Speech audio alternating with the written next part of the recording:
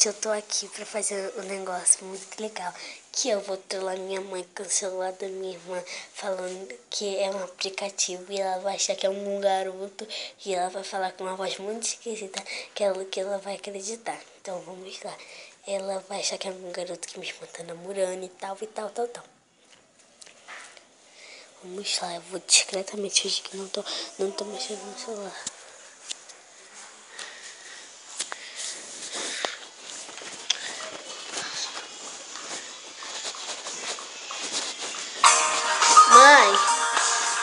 Mãe, vem cá rápido.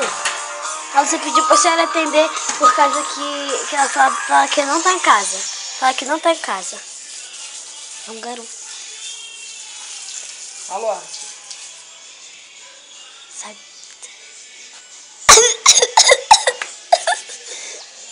Sai! Acho que escutou e desligou. Você falou. Sai, Lola! Ah, tá. Porra! É um garoto que namora com ela. Olha, você não sobe em cima de mim, porcaria!